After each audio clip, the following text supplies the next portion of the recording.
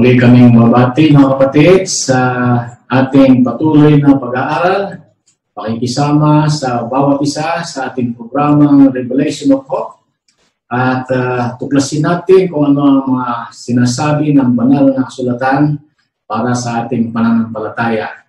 So mga kapatid, sa gabing ito ay tingnan natin muli ang magandang paksa na ating tatalakayin, ang pamagat ng ating pag-aaral, ang pagpahayag sa bagong buhay para sa bagong milenyo. Pagpahayag sa bagong buhay sa bagong milenyo. So ating tutunghayan muli, mga kapatid, ang suhetong ito.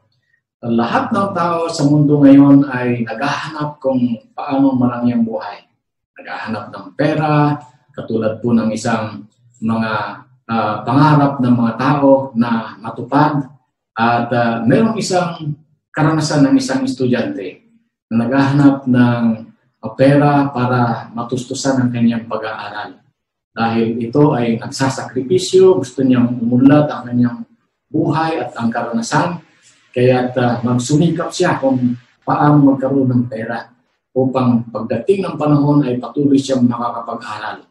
At sa kanyang pagpupursige at kanyang ahanda ng kanyang pag-aaral ay nagsaliksik siya ng pahayagan at naghahanap kung ano yung mga bagay na makakapag-offer sa kanya ng trabaho, magkaroon siya ng pera at makapagpatuloy sa kanyang pag-aaral. At ito ang kanyang nasumpungan niya isang pahayagan, naghahanap ng mga manggagawa sa isang lumberyard at nakuha siya at doon sa kanyang pagsimula sa gawain ay nakita niya na ang kanyang mga kapwa manggagawa doon ay may mga bisyo, may mga naninigarilyo, may mga nagsusugal, may mga umiinom ng alak at mga iba pang mga klase ng pamumuhay. Itong lalaking ito mga kapatid ay walang magawa kasi siya naman ay tinanggap na at siya ay nagpasimula sa gawain sa gitna ng mga ganitong klaseng uri ng mga taong kanyang kapwa manggagawa at makakasalungo araw-araw. At natapos nga ang summer na yun at nakatanggap siya ng bayad sa kanyang pagtrabaho at nakapagpatuloy sa pag-aaral. At ang tanong sa kanya ng kanyang mga kaibigan na mga Kristiyano, samantalang siya ay naroon na sa paaralan at nagbigay ng mga tanong ang kanyang mga kaibigan at sinabi niya kung anong klaseng gawain ang kanyang ginawa ng summer upang magkaroon ng pera. At sinabi niya, paano mo nagawa ito? Nasa inyong mga kapwa manggagawa sa lugar na yun. Ang sabi niya, may mga nanininom ng alak, naninigarilyo, at may mga bisyo. So paano mo nagawa yun? Alam niyo ang tugon ng lalaking ito? Ang sabi niya, meron na akong isang ginawa. Ang sabi niya, upang aking makasama sila. Ang sabi niya ay, hindi ko binanggit na ako ay Kristiyano. So mga kapatid, sa lalaking ito, meron man siyang mga binanggit at mga pagsasabi, pero napakalaga sa bawat isa sa atin mga kapatid na hindi natin pwedeng itago ang ating buhay. Walang neutral sa buhay natin na kahit ano ang sinasabi mo at binabanggit mo, maging neutral ka, mga kapatid, hindi maaari na maging neutral tayo. Kinakailangan tatayo tayo sa isang desisyon natin gagawin na hindi natin itatago ito, kundi ihayag natin sa ating Panginoon. So ano kaya ang pagkahayag na ating gagawin ngayon? Sa gabing ito ay muling titingnan natin kung ano ang nasa sulat, kung anong mababasa sa Biblia, paniwalaan natin. At pagka hindi ito nasusulat sa banal na kasulatan, katulad ng aking nababanggit, ay hindi yan para sa atin. So tingnan natin mga kapatid, ang pagpapahayag ng Biblia sa Apokalipsis 22, versikulo 17. Ito yung napakagandang unang pangungusap na sinabi sa atin ng Panginoong Diyos. Apokalipsis 22, versikulo 17. Ang sabi niya, at ang Espiritu at ang kasintahang babae ay nagsasabi, halika. At ang makikinig ay magsabi, halika. At ang mauuhaw ay pumarito. Ang may ibig ay kumuhang walang bayad ng tubig ng buhay. Mga kapatid, ito ang paanyaya ng ating Panginoong Hesus sa atin ngayong gabi. Tinatawagan tayo ng Panginoon. Tinatawagan niya tayo sa ating mga pagdidesisyon upang tayo ay makasama at madala sa landas, ang tamang landas na gustong tahakin ng Panginoong Diyos ng bawat isang mananampalataya sa Kanya. So, paano tayo tatayo? Mga kapatid, katulad na sinabi kanina, paano tayo tatayo? Paano tayo sasabot? Ang Panginoong Diyos, mga kapatid, ay meron siyang kapamaraanan. Masusumpungan sa Apokalipsis 1, versikulo 5 at 6. Ito ang sinabi ng ating Panginoong Hesus. Sabi niya, doon sa umuibig sa atin at sa nagkalag sa atin, sa ating mga kasalanan, sa pamamagitan ng kaniyang dugo. Mga kapatid, ang Panginoong Diyos, ang Panginoong Hesus, na siya ang nagsakripisyo ng buhay sa atin, ikanyang sinakripisyo ang kanyang katawan, ang kanyang dugo, upang tayo ay kanyang tubusin sa ating mga kasalanan. At yung kanyang pagtubos sa atin, iyan ang isang kapamaraan ginawa sa atin ng ating Panginoong Hesus. Sabi niya, ang bautismo ay sumisimbolo sa tipanan, pangako at katapatan natin kay Kristo. So ito, mga kapatid, ang bautismo na itong itinatawag sa atin ng ating Panginoong Hesus ay isang tipanan. Ito'y isang katapatan natin sa ating Panginoong Hesus. At anong sinasabi doon sa Mateo? Ito ang kanyang sinabi doon sa kanyang mga alagad. Matthew 28, versikulo 19 at hanggang sa 20. Ito ang sinabi ng Panginoong Hesus sa kanyang mga alagad. At sabi niya, dahil dito, magsiyaon na kayo at gawin ninyong mga alagad ang lahat ng mga bansa na sila'y inyong bautismuhan sa pangalan ng Ama at ng Anak at ng Espiritu Santo. Ito ang binigay ng Panginoong Hesus sa kanyang mga alagad. Bago pa siya pumunta ng langit na bayan, binigyan niya sila ng kapangyarihan na ipangaral ang Ebanghelyo. At pagkatapos ipangaral ang Ebanghelyo, binigyan ng Panginoong Hesus ng karapatan na bautismuhan ang mga taong kanilang mapangaralan. At patuloy na yung sinabi, sabi niya, na ituro ninyo sa kanila na kanilang ganapin ang lahat ng mga bagay na inuutos ko sa inyo. At narito, ako'y suma sa inyong palagi hanggang sa katapusan ng sanlibutan. So ito, mga kapatid, ang iniwan na komisyon ng ating Panginoon Diyos sa kanyang mga alagad. At hindi lang sa kanila.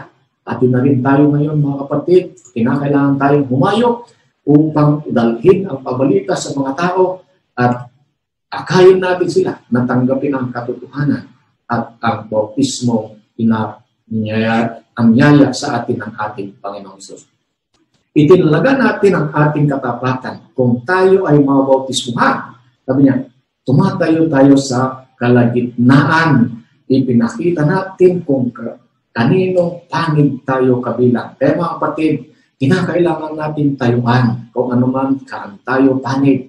Pagka tinanggap natin ang ating Panginoong Hesus, ay ating ipakita ito sa pamamagitan ng bautismo. Noong unang kapanahunan, mga kapatid, ay merong mga iba't ibang pamamaraan ng pagbinyag. Merong mga nagbibinyag ng wisik-wisiklaan, winisik-wisikan lang sa ulo, at meron din mga pagbinyag ng mga pagbuhos sa ulo ng mga bahay. Kinuha niya estudyante ito dahil nandun sila sa isno, ay inilubog niya doon dinala niya doon sa isno at tinapunan ng isno, at iyon na ang pamaraan ng kanyang binyagan. Pero mga kapatid, itong mga kapamaraanan ito ay titingnan natin kung ano ang sinabi ng Biblia, kung ano yung kapamaraanan, kung paano ang pagbinyag. Makikita natin sa aklat ng Efeso. Anong sinabi ni Pablo? Efeso 4, versikulo 5. Ang sabi niya, isang Panginoon, isang pananampalataya, isang bautismo. Mga kapatid at mga minamahal, tanggapin natin itong isang katotohanan na meron tayong iisang Diyos. At dahil iisa ang ating Diyos, iisa rin ang kapamaraan ng kanyang itinuro sa bawat isa sa atin ng bautismo. At ang bautismong ito, ang pamaraan ito na itinuro ng ating Panginoong Diyos ay ito rin naging kaganapan sa buhay ng ating Panginoong Hesus. Alam natin mga kapatid, na sa lahat ng modelo na pwede natin gamitin at sundin ang yapak ng ating Panginoong Hesus. Bakit? Ano ba ginawa ng ating Panginoong Hesus? Paano nabautismuhan ang ating Panginoong Jesucristo? Makikita natin mga kapatid, katulad ng ating nabanggit, mas mainam na sundin natin kung ano ang ginawa ng ating Panginoong Hesus. Sa kanyang aklat, Marcos 1, versikulo 9, sa aklat na ito ay makikita natin ang isang kapamaraanan. Ang sabi niya, at nangyari ng mga araw na yon na nanggaling si Jesus sa Nazaret ng Galilee at siya'y nabautismuhan ni Juan sa Jordan. Maalala natin mga kapatid ang isang kapamaraanan ang panahon na itong si John the Baptist ay nangangaral at sa kanyang pangangaral at may mga tao, mga nabibinyagan. Ang Panginoong Hesus ay siya ay naglalakad nasa Nazaret, pumunta siya ng Galilee at doon sa Galilee mga kapatid ay doon sa bukana ng Galilee ay doon ang Karayang Jordan. Kami nakarating ni Pastor Abi at mga iba pa namin kasamahan dito sa Southern Luzon Mission. Narating namin ang lugar na yon kung saan ang ating Panginoong Hesus ay nabinyagan noong siya ay narito sa lupa. At ito ang kaganapang sinabi ng ating Panginoong Hesus dahil itong si John the Baptist ngayon noon ay nagbibinyag siya at pumaroon ang ating Panginoong Hesus. Para sabi niya, Matthew 3:16 at saka 17. Anong sabi doon? At nang mabautismuhan si Jesus, pagdakay umahon sa tubig, at narito nang buksan sa kanya ang mga langit. 17, at sabi niya, at nakita niya ang Espiritu ng Diyos na bumababang tulad sa isang kalapati at lumalapag sa kanya. At narito ang isang tinig na mula sa mga langit na nagsasabi, sabi niya, ito ang sinisinta kong anak na siya kong lubos na kinalugdan. Mga kapatid, meron dalawang bagay na nangyari sa binyagan ng ating Panginoong Hesus. Nakatuparan ng nasa sulat, nasa Biblia. Upang, sabi niya, maganap ang katuparan ng mga nasasaad sa Biblia. So, ano yung mga dalawang bagay, mga kapatid, na naganap sa binyagan ng ating Panginoong Jesucristo? Unang-una, mga kapatid, ay ang banal na Espiritu ay bumaba mula sa langit tungo kay Jesus upang ibigay sa Kanya ang kapangyarihan na harapin ang tukso. Kaya tingnan niyo mga kapatid, napakainam na sino man sa ating mabinyagan ay bababa katulad ng pagbaba ng banal na Espiritu sa ating Panginoong Hesus. Bibigyan tayo ng kapangyarihan upang mapanagumpayan ang mga tukso na katulad sa nangyari ng ating Panginoong Hesus. Ang sabi ng aklat ng mga gawa 10, versikulo 38, ang sabi niya, kung paano si Jesus na taga Nazaret ay binuhusan ng Diyos ng Espiritu Santo at ng kanyang kapangyarihan, ay ganyan din ang mangyayari sa bawat isa sa atin na tatanggap ng bautismo na katulad ng bautismo ginawa ng ating Panginoong Hesus. Ano ang pangalawa? Ang pangalawa, mga kapatid, nariyan din ang Ama ay nangusap sa Kanya mula sa langit. At ano ang sinabi ng ating Panginoong Diyos sa Kanya nung siya ay mabinyagan? Pagkatapos dumako sa Kanya ang banal na Espiritu, at binigyan siya ng kapangyarihan, anong sinabi ng Ama? Ang sabi niya, aklat ng Matthew 3, versikulo 17, ang sabi niya, ito ang sinisinta kong anak na siya kong lubos na kinalulugdan. Mga kapatid at mga minamahal, sino man sa atin nagtatanggap ng binyagan, ito rin ang babanggitin sa atin ng Panginoong Hesus. Sasabihin niya, Mario, at sabi niya, ikaw ang aking anak na aking kinalulugdan. So mga kapatid, sino man sa atin na tatanggap ng bautismo, tatanggap kay Kristo sa pamagitan ng bautismo, yan din ang babanggitin ng ating Panginoong Diyos. Kanya tayong tatawagin kanyang anak na siyang kanyang kinalulugdan. So napakainam mga kapatid. Ang mga nananampalataya mula pa noong una ay nakaranas ng tunay na kaligayahan sa pagtanggap kay Kristo sa pamamagitan ng bautismo.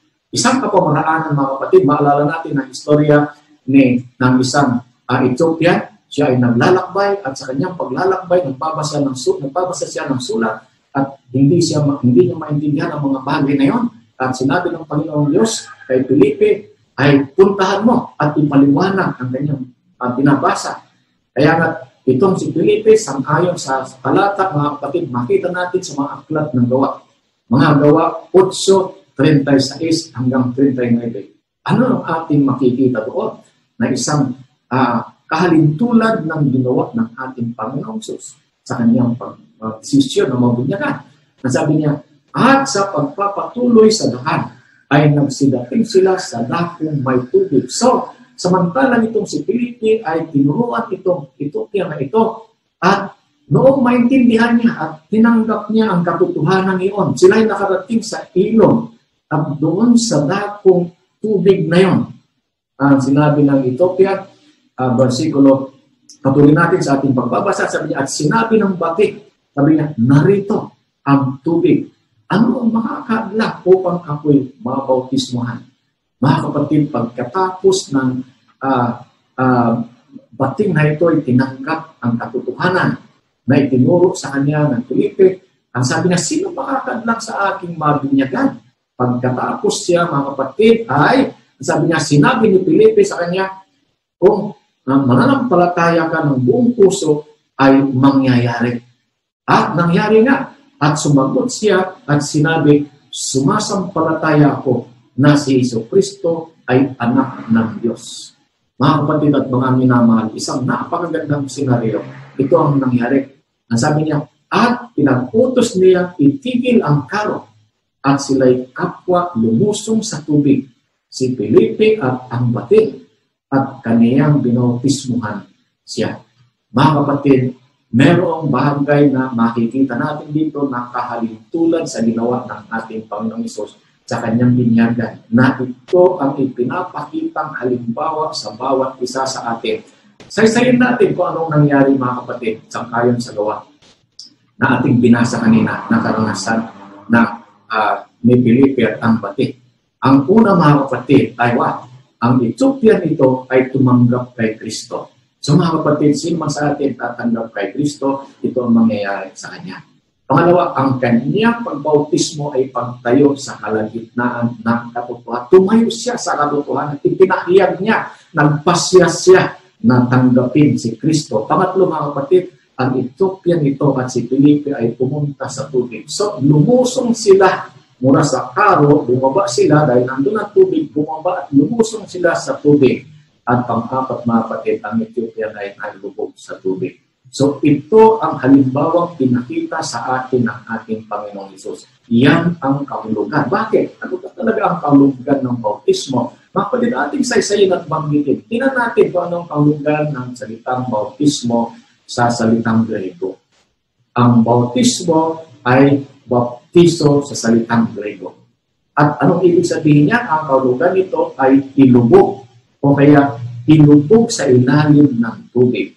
Mga kapatid, noong unang kapanahunan, ang mga Greeks ay kung gusto nilang palitan ang kanilang kulay ng kanilang baro, ay kumukuha sila ng tina at kumukuha sila ng tubig, inilulubog nila ang kanilang damit doon sa tina na yon upang mabago at ma-improve ang kulay ng kanilang damit. Yan ang ibig sabihin, mga kapatid, ng paglubog. Ilubog sa tubig. So, noong unang kapanahunan, mga kapatid, lahat ng mga Kristiyano, lahat ng mga iglesia, ang pagbibinyag ay isang kapamaraanan lang.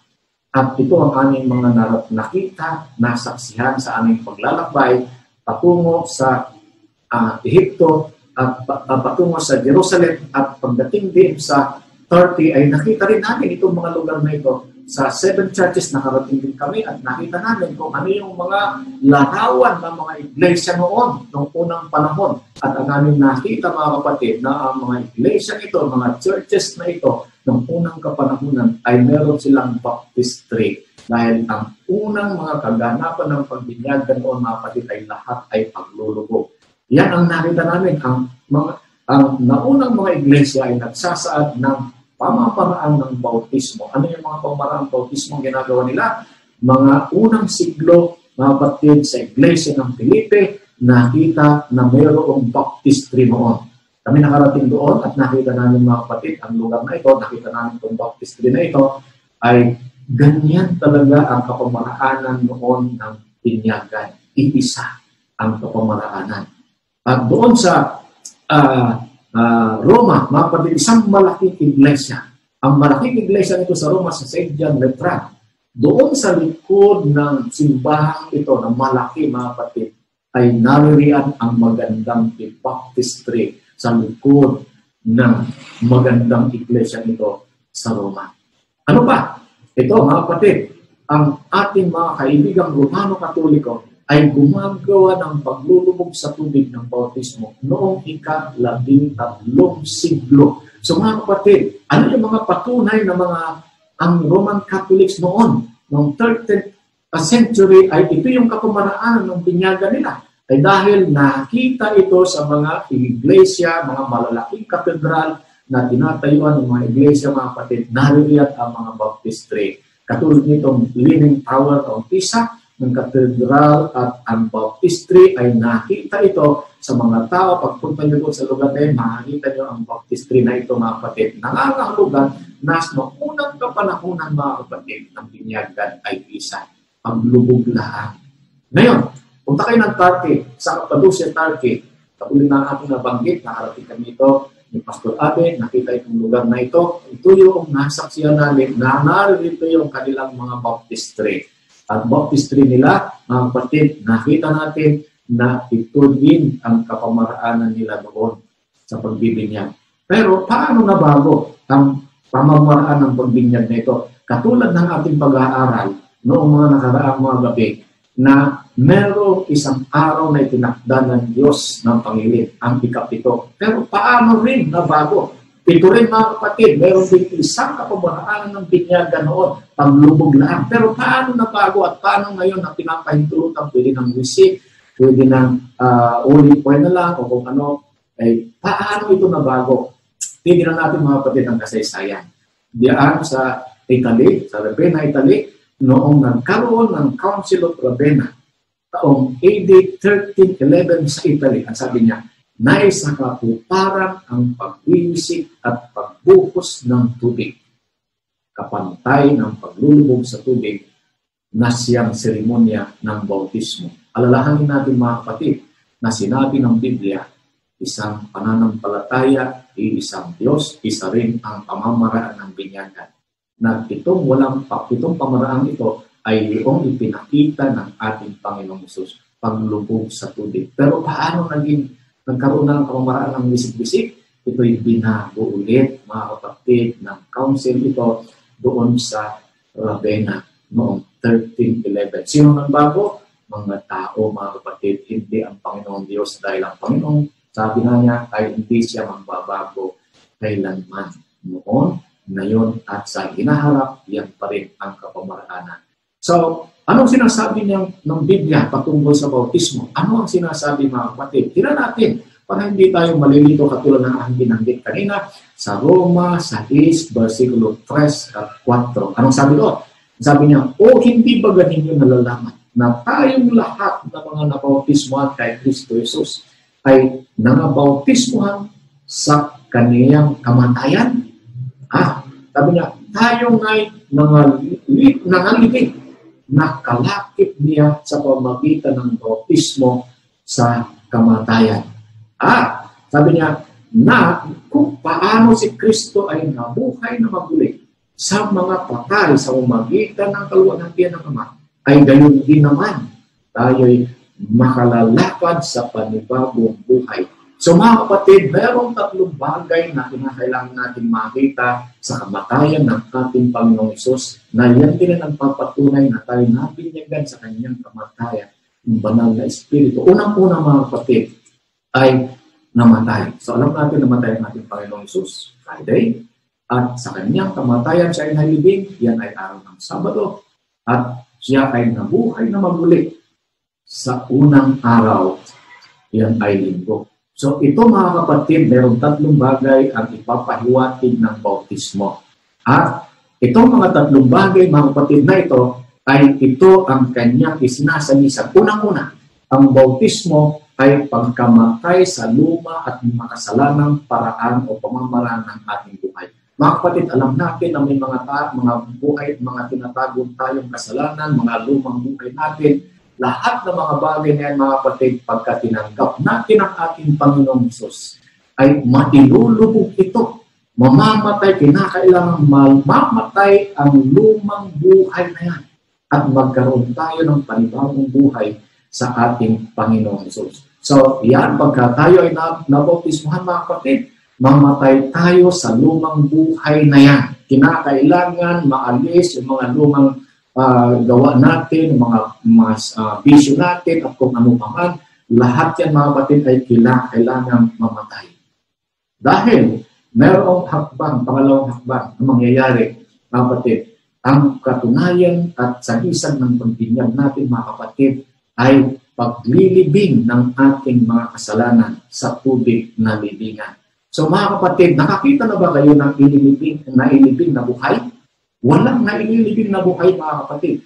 Kaya lahat ng taong inililibing, unang-unay maranasan ng kamatayan. Ganyan ang binyagan, mga kapatid. Kinakailangan mamatay tayo sa lumang buhay natin. Yung mga tinatago nating buhay noon, mga ginagawa natin mga bisyo noon, mamatay yun at pagka tayo ay nabautismuhan, mga kapatid, at nailubog sa tubig, ibig sabihin ng mga kapatid, mailibing yung mga namatay na lumang buhay na yan, mga kapatid. Yan ang sagisag. Pangatlo, mga kapatid, na kinakailangan makita sa ating pagkapinyan ay pagkabuhay na maguli mula sa tubig patungo sa bagong buhay. Balikan natin ang karansan ng ating Panginoong Hesus. Siya'y namatay. Dahil nailibing siya. Sabado, nabuhay na maguli. Mga kapatid, yan ang sakisan ng binyagan na binyagan tayo sa kamatayan ng ating Panginoong Hesus.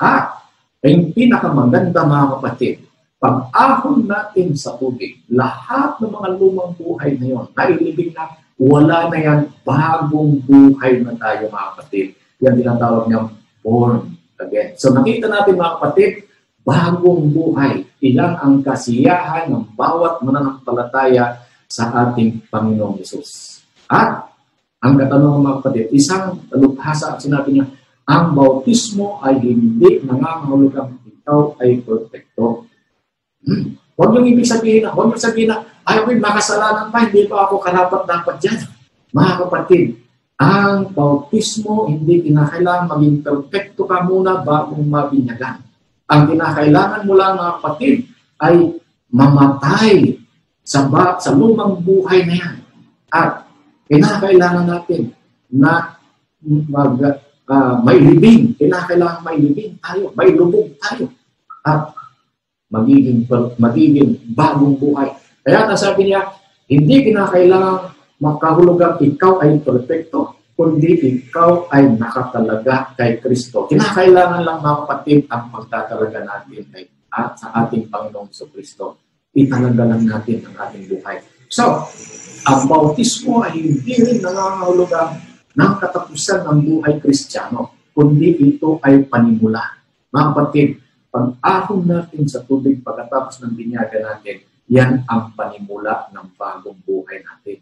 So, mababago ang ating buhay pagka tinanggap natin si Kristo, kinalimutan natin ang mga lumang buhay, at yan ay nailubog at tayo ay aahon bagong buhay kay Kristo. So, yan, mga kapatid, ang bautismo ay nagbibigay ng bagong kahulugan ng paglaya. Nakalaya na tayo sa mga lilo ng kaaway, nakalaya na tayo sa mga karanasang iyon, at ngayon, mga kapatid, ay harapin natin ang bagong buhay kay Kristo. Ang bautismo ay nagbibigay sa atin ng spiritual na kapangyarihan sa ating buhay. Bibigyan tayo ng kapangyarihan katulad ng ating Panginoong Hesus. Ang sabi niya, ang banal na Espiritu bumaba sa Kanya, nabigyan siya ng kapangyarihan at labanan ang anumang tukso. Yan din mangyayari sa atin sa ating binyagan, mga kapatid. Anong sabi ng aklat ng Gawa? Anong mangyayari kung tayo ay mabautismuhan? Ano yung mga mangyayari naman sa atin? Sa Gawa, 2:38. Anong sabi doon? Mga kapatid, titignan natin. Ang sabi niya, at sinabi sa kanila ni Pedro, mga bisisi kayo at mga bautismo ang bawat isa sa inyo sa pangalan ni Jesucristo sa ipagkakapatawad ng inyong mga kasalanan at tanggapin ninyo ang kaloob ng Espiritu. So anong gagawin natin mga kapatid? Unang-una, katulad ng ating nabanggit kanina, ay bawat kasalanan ay kinakailangan maranasan natin, mapawid lahat yung mga kasalanan yan.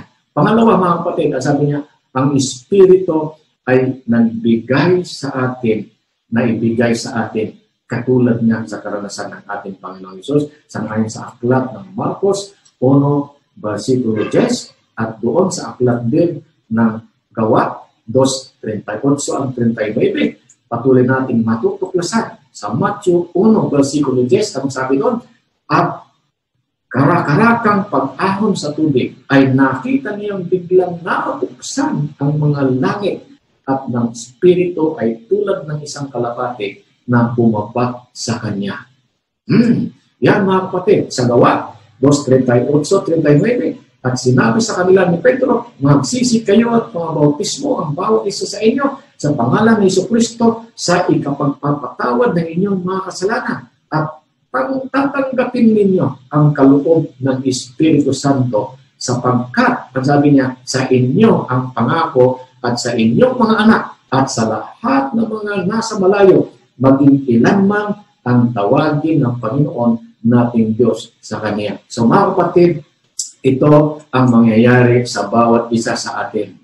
Ito ang mangyayari, bawat isa ay mapawi ang kasalanan, bawat isa mabigyan ng Espiritu, at ang pangatlo mga kapatid ay tayo'y pinagtibay sa pamilya ng Diyos. Ito yung napakaganda na kaganapan ng tao tumanggap ng bautismo mga kapatid. Tayo ay may hayag sa pamilya ng Diyos. So anong ibig sabihin nito mga kapatid? Anong mga karanasan ng mga alagad noong sila ay nandoon sa kapanahunan ng kinupot ng banal na Espiritu sa mga Gawa 2:41. Anong sabi doon? Ang sabi niya, yaon na nang magsitanggap ng kaniyang salita ay nangabautismuhan at nangapagdaragdag sa kanila ng araw na iyon ang may 3,000 kaluluwa. So mga kapatid, makita natin na binuhos ng Panginoong Hesus ng banal na Espiritu sa mga alagad, sila ay nangaral at sa kanilang pangaral ay marami ang tumanggap ng bautismo at ng binyagan. Sangayon sa tala ay nadagdag ang 3,000 kaluluwa, nadagdag sa iglesia. So ibig sabihin mga kapatid, pagka tayo mabinyagan, maitatala, maging kaanib tayo, maging isa tayo ng pamilya ng Diyos, maidadagdag sa iglesia. So mga kapatid, yan ang ibig sabihin. Gawa 2:42, ang sabi niya, at sila'y nagsipanatiling matibay sa turo ng mga apostol at sa pagsama-sama sa pagpuputol-putol ng tinapay sa mga panalangin.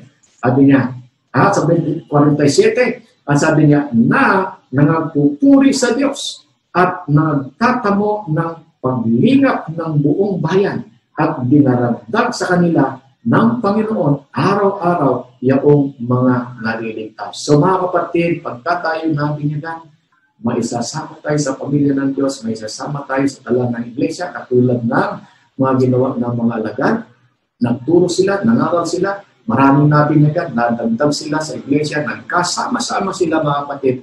Yan ang napakagandang karanasan ng bawat taong tumanggap ng bautismo kay Kristo. Ngayon mga kapatid, ano-ano pa ang mga bagay na kinakailangan makita sa taong tumanggap ng bautismo? Ano-ano ang mga hakbang bago ka mabautismuhan? Mga kapatid, ito ang tanda natin.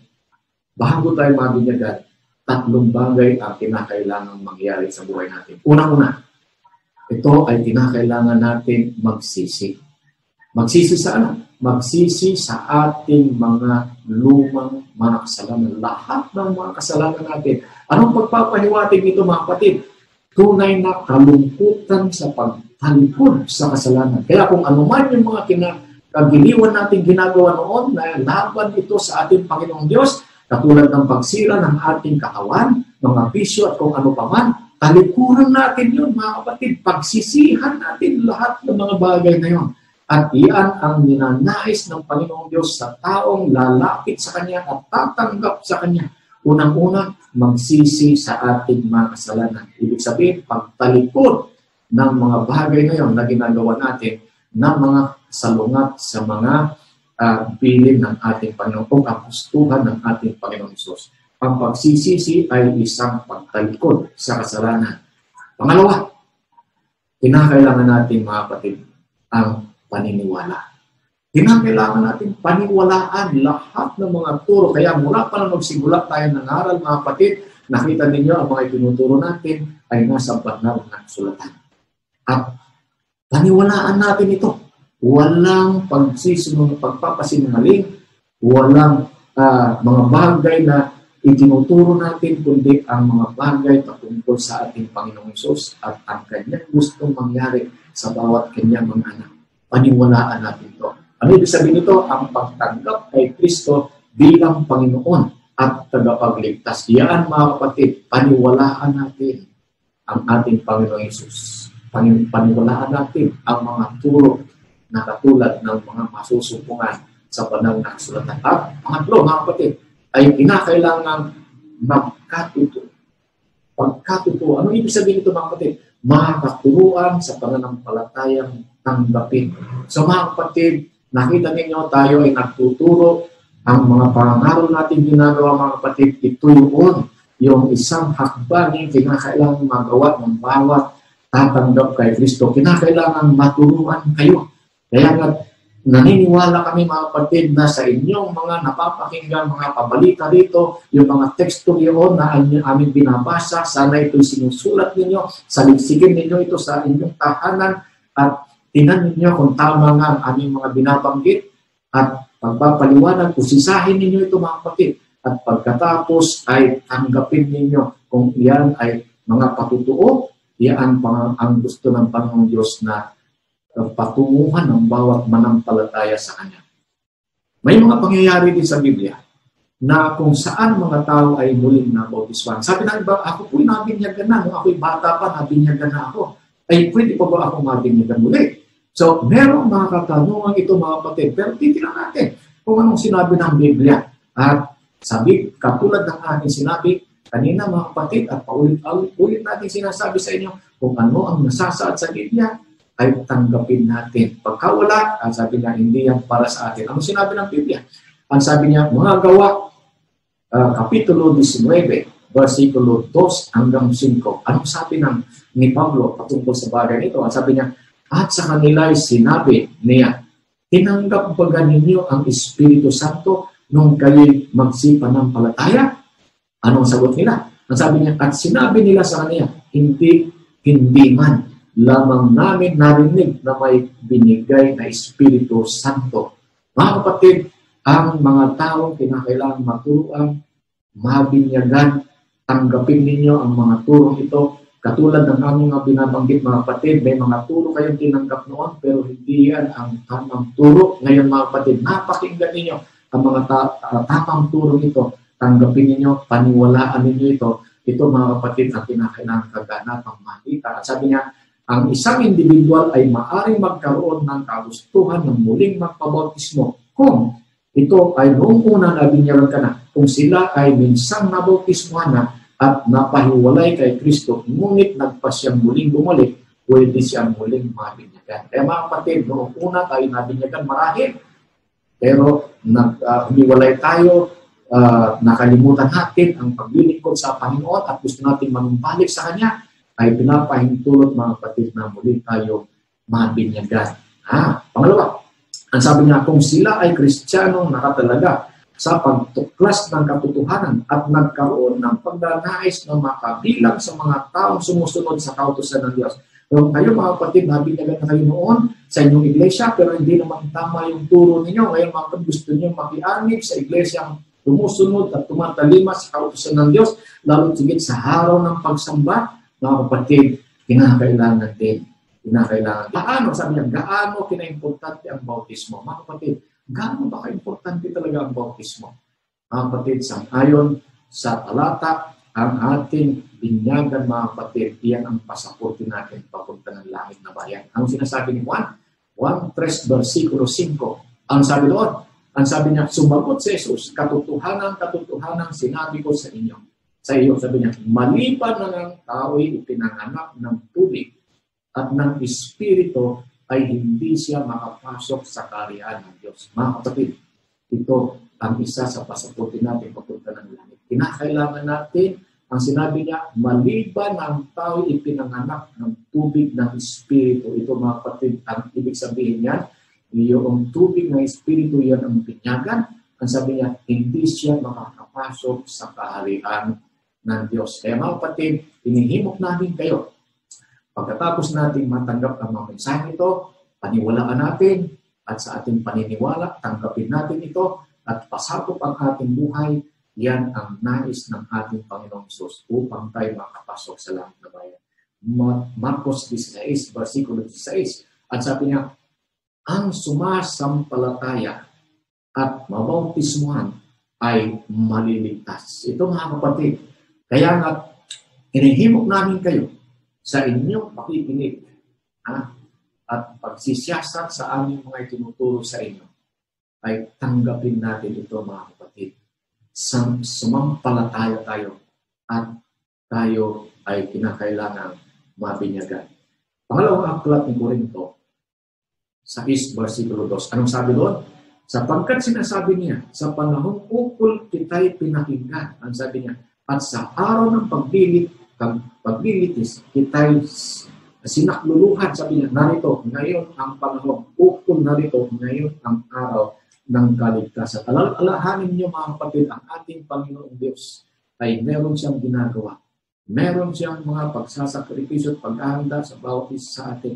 Tumatawag siya sa bawat isa sa atin. At sa kanyang panawagan mga kapatid, ang aklat ng gawa, 22 versikulo 16, ang sabi niya, at ngayon, bakit ka tumitigil? Ang sabi niya, magtindig ka at ikaw ay magbautismo at hugasan mo ang iyong mga kasalanan na tumatawag sa kanyang pangalan. Ang Panginoong Hesus natin mga kapatid, noong paman, tinatawagan niya ang bawat isa sa atin. At sa kanyang pagtawag sa atin, sangayon sa aklat mga kapatid ng Hebrew 3, versikulo 7 hanggang 8, at sabi niya, ngayon, sabi niya, kung narinig ninyo ang kanyang tinig, huwag ninyong mapagmatigasin ang inyong mga puso. Mga minamahal na aming mga tagapakinig, aming hinihimok kayo, huwag ninyong patigasin ang inyong mga puso. Ang mga turong aming dinadala sa inyong mga kapatid, dinadala tayo sa tamang landas ng pagtanggap sa ating Panginoong Hesus. At ito ang kanyang ninanais sa bawat isa sa atin. Tinatawagan niya ang bawat isa sa atin. Sangayon sa aklat ni Korinto, ulitin natin mga kapatid, ang sabi niya, sa panahong ukol kita'y pinakikinggan. Sabi niya, pinakinggan. At sa araw ng pagliligtas, kita'y sinakluluhan. Ngayon ang panahon, ukol na yun, ang araw ng kaligtasan. Mga kapatid, hinihimok namin kayo. Huwag natin patigasin ang ating ulo. Huwag natin din patigasin ang ating puso. Kinakailangan tayuan natin ang ating pagpili, ang ating pagdedesisyon. Mga kapatid, tatlong bagay ang kinakailangan ng tao. Maturuan. Pagkatapos maturuan, paniwalaan ng mga bagay na ito at tanggapin ang ating Panginoong Diyos. Mga kapatid, ang Panginoong Diyos sa Apokalipsis 3, versikulo 20. Anong sabi doon? Ang sabi niya, narito, ako'y nakatayo sa pintuan at tumutugtog. Sabi niya, kung ang sino man ay duminig ng aking tinig at magbukas ng pinto, ako'y papasok sa kanya at kakain kasalo niya at siya'y kasalo ko. Mga kapatid at mga minamahal, ang Panginoong Hesus ay tumutugtog sa ating mga puso. Sino man sa ating mga kapatid, kinakailangan lang natin buksan ang ating puso at tanggapin ang inaalok ng ating Panginoong Hesus. Huwag na natin patanggalin ang panahon. Hindi natin alam ang ating mga kanusan, mga kapatid. Hindi natin alam ang kinabukasan. Mangyaring sinasabi natin, opo, bukas tatanggapin ko, pero hindi natin alam ang ating kinabukasan.